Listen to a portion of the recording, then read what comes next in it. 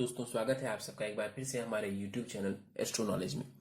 दोस्तों, आज के इस वीडियो में हम एक 12 वर्ष बालक की कुंडली का विश्लेषण करने जा रहे हैं, जिनके पेरेंट्स ने मुझे इनके बर्थ डिटेल्स शेयर किए हैं और एस्ट्रोलॉजी के माध्यम से ये अपने संतान के जीवन से जुड़े हुए कुछ प्रश्नों के उत्तर जानना चाहते हैं और साथ ही साथ चाहते हैं कि मैं इनकी कुंडली का पूर्ण विश्लेषण करूं। आगे बढ़ने से पहले दोस्तों, हर बार की तरह आप सबसे निवेदन है, यदि अभी तक आपने हमारे यूट्यूब चैनल एस्ट्रो नॉलेज को सब्सक्राइब नहीं किया है तो आप प्लीज से सब्सक्राइब कर दें और बेल आइकन को दबाना ना भूलें।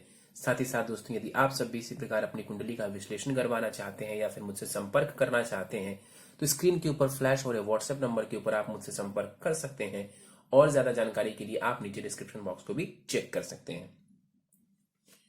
वापस आते हैं इस विश्लेषण के वीडियो के ऊपर और सबसे पहले मैं आप सबों के समक्ष इनके बर्थ डिटेल्स को रख देता हूं। इनका जो जन्म हुआ है बालक का, वो हुआ है 25 अप्रैल 2008 को। जन्म का समय है दोपहर के 2:15 और जन्म का स्थान है महाराष्ट्र।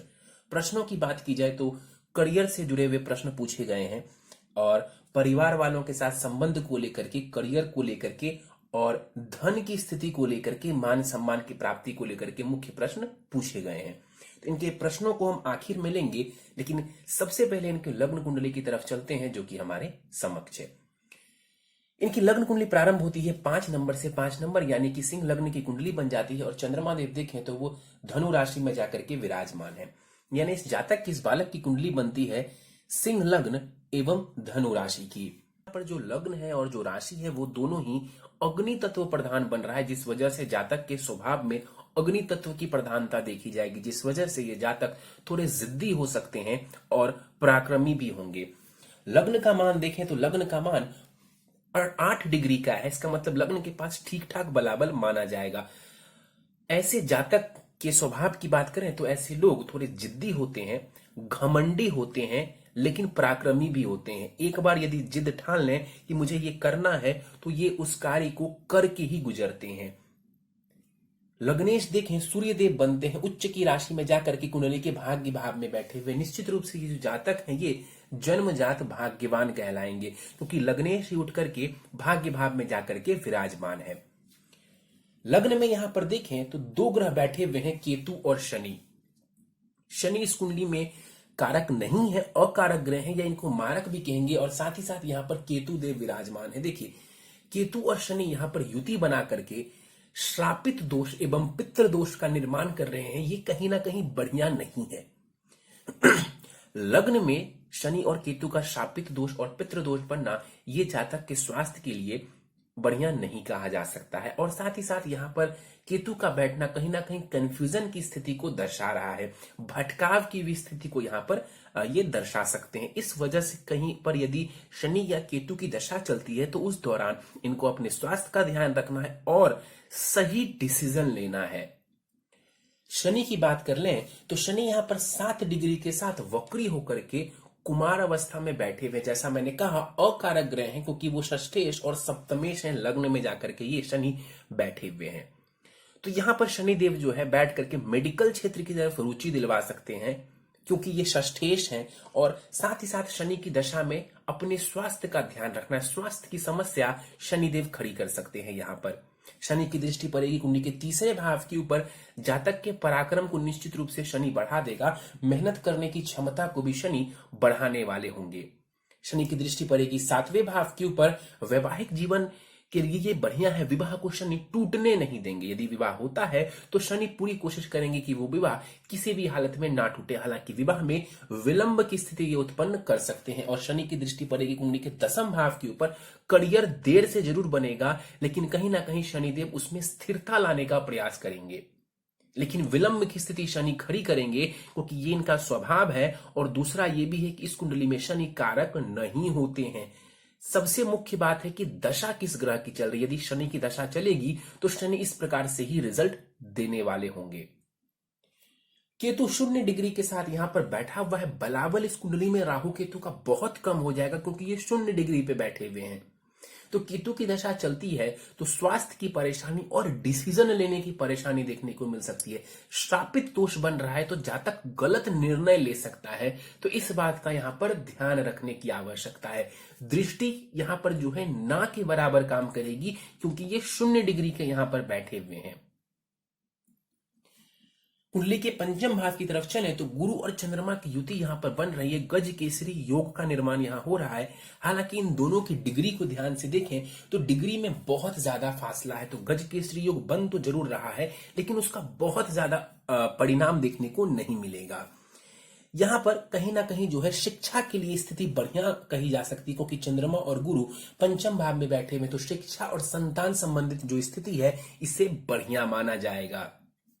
संतान के माध्यम से भी धन लाभ और ज्ञान के माध्यम से भी धन लाभ देखने को मिल सकता है। गुरु और चंद्रमा की युति यहां पर जातक को फेमस बना सकती है, मतलब कि जातक को नेम फेम दिलवा सकती है। यहां पर गुरु की बात कर लें तो गुरु 28 डिग्री के साथ बैठे हुए हैं। मृत अवस्था का ये गुरु है, इस वजह से बल थोड़ा कम हो जाएगा गुरु का। यहां पर बैठ करके गुरु उच्च शिक्षा के भाव को देखेंगे तो उसमें भी सफलता, पिता संबंधित सुखों में वृद्धि कर देंगे। लाभ स्थान के ऊपर गुरु की दृष्टि लाभ में वृद्धि करेगी, और लग्न के ऊपर गुरु की दृष्टि भी निश्चित रूप से जातक को ज्ञान देने वाली होगी। और यहां पर मैंने कहा कि शनि केतु की जो युति हो रही है वो परेशानी देने वाली है, तो उस परेशानी में भी ये गुरु कमी लाएंगे। क्यों? क्योंकि गुरु इस कुंडली में कारक ग्रह है और साथ ही साथ गुरु की दृष्टि में अमृत है। गुरु इस कुंडली में पंचमेश है और वो अष्टमेश है, तो अष्टमेश जरूर है वो, लेकिन चूंकि पंचमेश है इस वजह से गुरु को यहां पर कारक माना जाएगा। मेडिकल क्षेत्र संबंधित शिक्षा यदि ये जातक लेते हैं तो उसमें गुरु इनको विशेष लाभ देने वाले हैं। साथ ही साथ मैं यहां पर बताना चाहूंगा कि गुरु चलित चक्र में छठे भाव का रिजल्ट दे रहे हैं, जिस वजह से मेडिकल क्षेत्र में जाना जातक के लिए बेहतर रहने वाला है। चंद्रमा यहां पर 5 डिग्री के साथ बैठा हुआ है। बाल अवस्था के चंद्रमा है यहां पर। इस कुंडली में चंद्रमा को देखें तो वो द्वादशेष है, एक समग्रह है कुंडली में चंद्रमा। अकारक या मारक हम इसको नहीं कहेंगे, ना ही हम योग कारक कहेंगे, एक समग्रह यहां पर चंद्रमा कहलाएंगे। पंचम भाव में चंद्रमा बैठे हुए हैं, दिमाग को ये तेज करने वाला होगा, शार्प माइंडेड बनाने वाला होगा। दिमाग में कई तरीके के विचार आएंगे, क्रिएटिविटी यहां पर चंद्रमा इनको देने वाला होगा। और वैसे भी चंद्रमा द्वादशेष है जाकर के पंचम भाव में बैठे हुए हैं, तो निश्चित रूप से इमेजिनेशन पावर को थोड़ी बेहतर कर देंगे ये। लाभ स्थान के ऊपर चंद्रमा की दृष्टि भी धन का लाभ देने वाली होगी। चंद्रमा और मंगल को ध्यान से देखें तो आमने सामने बैठे हुए हैं, जिस वजह से चंद्र मंगल लक्ष्मी योग का निर्माण हो जाता है और इस वजह से धन की स्थिति थोड़ी बेहतर हो जाएगी। और गुरु और मंगल की दृष्टि भी आमने सामने है, तो ये पराक्रम को बढ़ाने वाला होगा। आगे बढ़ते हैं, राहु को देख लेते हैं। सप्तम भाव में राहु बैठे हुए हैं शनि की राशि में, और शनि की दृष्टि भी पड़ रही है। राहु की दशा में वैवाहिक जीवन में परेशानी देखने को मिल सकती है।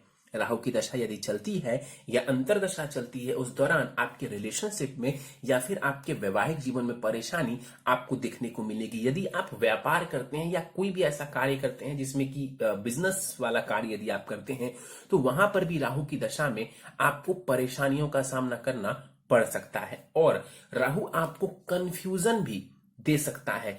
और साथ ही साथ एक और आपको बात बता दूं कि ये हो सकता है कि आपके रिश्तों में थोड़ी कलह की स्थिति उत्पन्न कर दे, तो आपको विवाह कुंडलिनी मिलान करके करना चाहिए। शुक्र को देख लेते हैं। 29 डिग्री के साथ बाल अवस्था में शुक्र यहां पर विराजमान है। इस कुंडली में शुक्र को देखें तो वो तृतीयेश है और वो कर्मेश है, एक समग्रह है। इस कुंडली में शुक्र कारक हम इसको नहीं कहेंगे। अष्टम भाव में जाकर के अपनी उच्च की राशि में यहां पर शुक्र बैठे हुए हैं। देखिए, कर्मेश का जाकर के अष्टम भाव में बैठना ये बहुत अच्छा नहीं कह सकते हैं हम, लेकिन मैंने कई बार वीडियोस में बताया कि अष्टम भाव कुछ मामलों के लिए बढ़िया है, जैसे कि एस्ट्रोलॉजर्स के लिए अष्टम भाव बढ़िया है, रिसर्चर्स के लिए बढ़िया है, डॉक्टर्स के लिए बढ़िया है। तो यहां पर कर्मेश का जाकर के अष्टम भाव में बैठना कहीं ना कहीं मेडिकल क्षेत्र में आपको सफलता दिलवा सकता है, टैक्स से जुड़े हुए क्षेत्र में आपको सफलता दिलवा सकता है, यहां पर रिसर्च के क्षेत्र में सफलता, एस्ट्रोलॉजी के क्षेत्र में सफलता आपको ये दिलवा सकते हैं। ससुराल पक्ष से खूब सारा धन लाभ मिलने की उम्मीद कर सकते हैं आप, कि आपको जो अपने इन लॉज की तरफ से है वो धन लाभ देखने को विशेष रूप से मिल जाएगा। यहां पर देखा जाए तो ये जो शुक्र है इनकी दृष्टि में भी बल थोड़ा कम ही होगा, क्योंकि यहाँ पर 29 डिग्री के साथ है, लेकिन फिर भी इनकी दृष्टि द्वितीय भाव के ऊपर पड़ेगी। तो मेहनत के माध्यम से, कर्म के माध्यम से ये शुक्र आपको धन देने वाला होगा। क्यों? क्योंकि शुक्र लक्ष्मी, शुक्र यानी कि लक्ष्मी, तो शुक्र आपको धन देने वाला होगा। भले ही इस कुंडली में वो कारक ना हो बहुत ही ज्यादा, लेकिन वो कर्मेश है, तो कर्म के माध्यम से ये शुक्र भी आपको धन का लाभ जरूर देंगे। चलित चक्र में ये जो शुक्र है ये नवम भाव का परिणाम दे रहा है। इसका मतलब है कि शुक्र की दशा में आपके लिए उच्च शिक्षा, विदेश जाना और भाग्य से लाभ प्राप्त करना, इसके योग भी ये शुक्र बना देंगे। सूर्य को देख लेते हैं। 11 डिग्री का सूर्य यहां पर बैठा हुआ है अपनी उच्च की राशि में। यहां पर डिग्री वाइज भी देखें तो सूर्य के पास जो बल है वो बहुत ही बढ़िया है। नवम भाव में सूर्य बैठे हुए हैं। पिता से संबंधित चीजों में यह आपको लाभ करवाएगा, पिता के साथ संबंधों को बढ़िया रखेगा। पिता से लाभ लेना चाहते हैं, किसी प्रकार का ज्ञान प्राप्त करना चाहते हैं, यहां पर सूर्य आपको लाभ कर देंगे। विदेश जाना चाहते हैं, उच्च शिक्षा प्राप्त करना चाहते हैं, सूर्य आपको बहुत मदद करने वाले हैं। सरकारी नौकरी चाहते हैं, सूर्य यहां पर आपको जबरदस्त सफलता दिलवाने वाले हैं। तो यहां पर सूर्य का उच्च का होना जीवन में नेम फेम के लिए बहुत ही बढ़िया है। ध्यान से देखें तो कुंडली का जो पंचम भाव है ना, वो भी बलवान नजर आ रहा है गुरु के कारण, और कुंडली का जो नवम भाव है ये भी बलवान नजर आ रहा है सूर्य के कारण। तो जो त्रिकोण भाव है ना आपका, कुंडली का पंचम भाव और नवम भाव, ये बहुत ही बलवान है। तो इससे आपको लाभ देखने को मिलेगा, खास करके शिक्षा संबंधित, भाग्य संबंधित, उच्च शिक्षा संबंधित और नेम फेम संबंधित और संतान संबंधित भी। तो यहां पर सूर्य का बैठना आपके ज्ञान के लिए बहुत ही बढ़िया है। और सूर्य की दृष्टि तीसरे भाव के ऊपर पड़ेगी, तो निश्चित रूप से ये जो सूर्य है आपके पराक्रम को बढ़ाने वाले होंगे। और छोटे भाई के लिए भी सूर्य की दृष्टि बढ़िया है।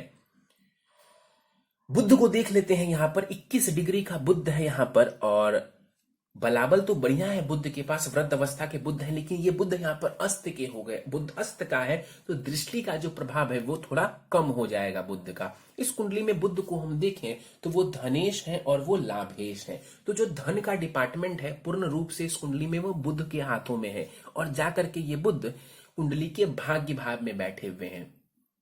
एक प्रकार से यहां पर जो बुध है वो धन योग बना रहे हैं। समझिए क्यों? क्योंकि देखिए धनेश और लाभेश भाग्य भाव में बैठा हुआ है। जो भाग्य का भाव होता है ये कुंडली का सबसे शुभ भाव होता है।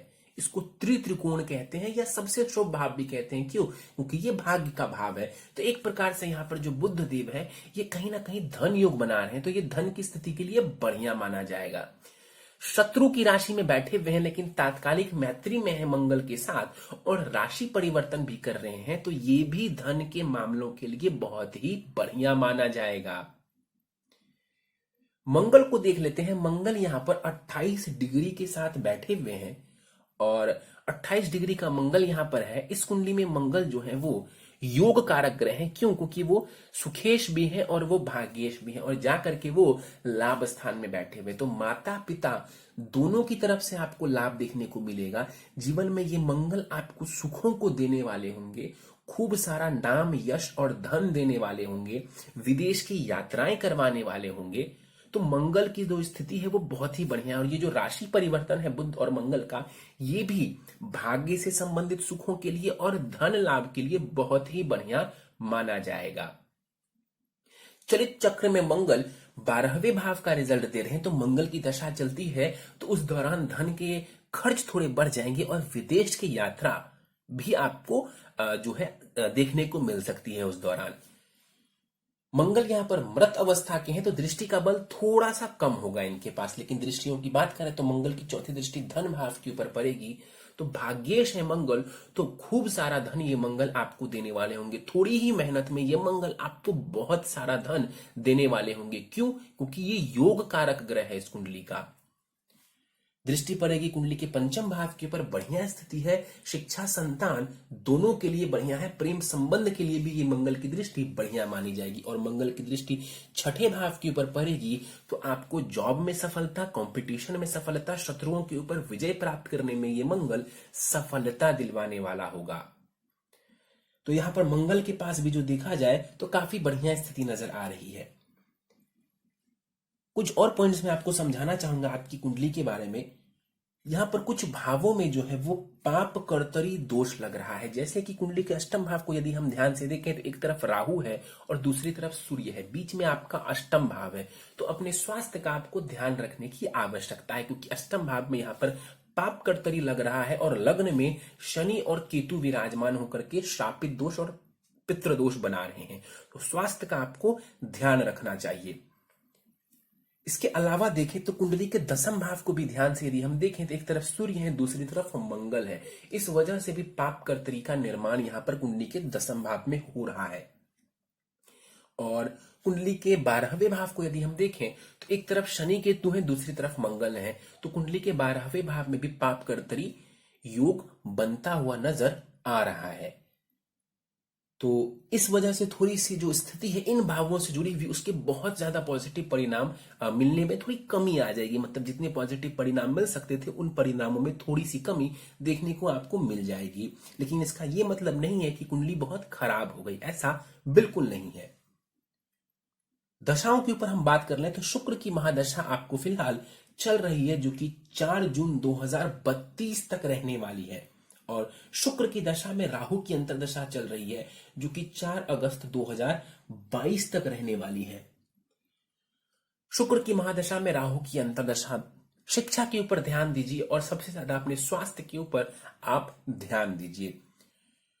प्रश्नों के ऊपर चलते हैं। सिविल सर्विसेज के योग के बारे में पूछा गया है। निश्चित रूप से इस कुंडली में सूर्य की स्थिति बढ़िया है, पंचम भाव की स्थिति बढ़िया है, तो शिक्षा की जो स्थिति है वो कुंडली में बहुत ही बढ़िया है। लेकिन यदि हम कर्म स्थान को देखें तो कर्मेश का जाकर के अष्टम भाव में बैठना, उच्च की राशि में बैठना मेडिकल क्षेत्र की तरफ ज्यादा इशारा करते हैं। सिर्फ यही नहीं, यदि हम ध्यान से समझें, देखिए पंचमेश जो है वो पंचम भाव में बैठे हुए, लेकिन चलित चक्र में वो छठे में जा रहे हैं, जो कि बीमारी का भाव होता है। तो कहीं ना कहीं ये भी मेडिकल से जोड़ रहा है।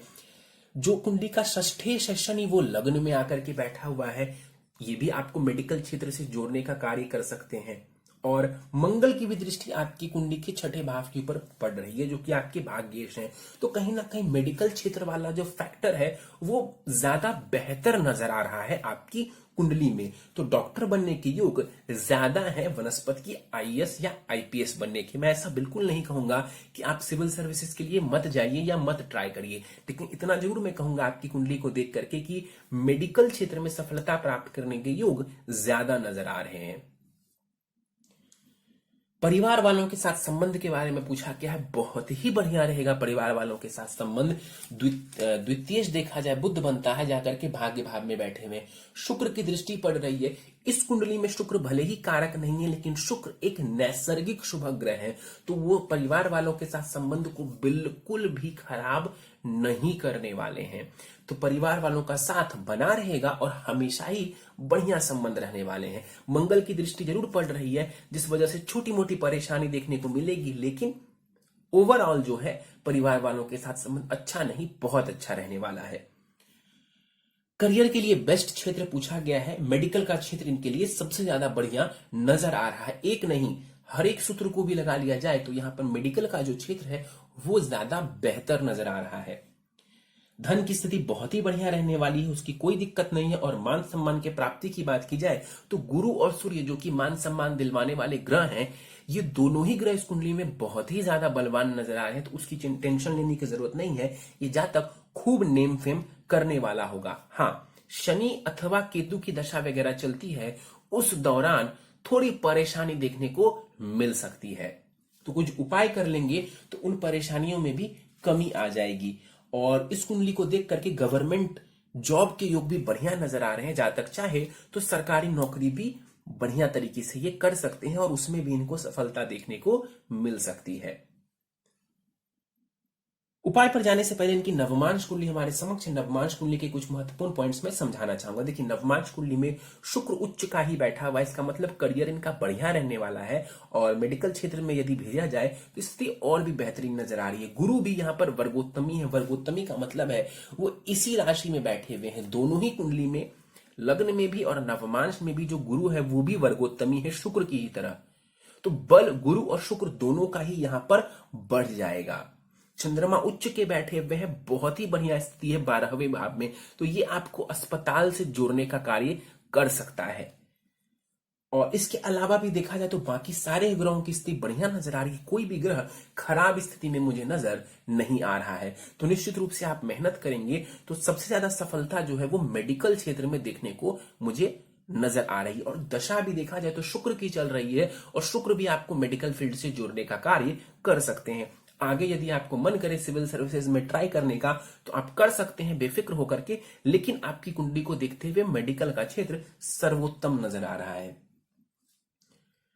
सीधे उपाय के ऊपर चलते हैं। प्रथम उपाय है शापित दोष एवं पितृ दोष निवारण पूजा ब्राह्मणों के द्वारा आपको करवा लेनी चाहिए। नित्य ओम शुम शुक्राय नमः इस मंत्र का 108 बार जप करेंगे, लाभ देखने को मिल जाएगा। हर गुरुवार किसी भी मंदिर आपको जाना चाहिए, किसी भी देवी देवता का मंदिर हो, मंदिर के अंदर जाएंगे और वहां पर प्रणाम करके बाहर आ जाएंगे। इससे भी आपको कहीं ना कहीं लाभ देखने को मिल जाएगा।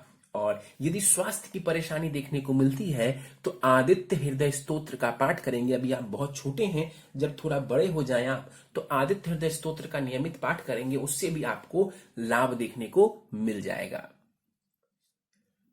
चलिए तो दोस्तों ये था इस 12 वर्ष बालक की कुंडली का विश्लेषण। मुझे उम्मीद है कि आपको हमारा यह कुंडली विश्लेषण का वीडियो पसंद आया होगा। यदि वीडियो पसंद आया तो आप इसे लाइक करें, शेयर करें। अभी तक आपने हमारा YouTube channel astro knowledge subscribe नहीं किया है तो आप प्लीज से सब्सक्राइब कर दें और बेल आइकन को दबाना ना भूलें। साथ ही साथ दोस्तों यदि आप सब इसी प्रकार अपनी कुंडली का विश्लेषण करवाना चाहते हैं या फिर मुझसे संपर्क करना चाहते हैं तो स्क्रीन के ऊपर फ्लैश हो रहे व्हाट्सएप नंबर के ऊपर आप मुझसे संपर्क कर सकते हैं। और ज्यादा जानकारी के लिए आप नीचे डिस्क्रिप्शन बॉक्स को भी चेक कर सकते हैं। इस वीडियो में फिलहाल इतना ही दोस्तों, आप सभी का बहुत बहुत धन्यवाद।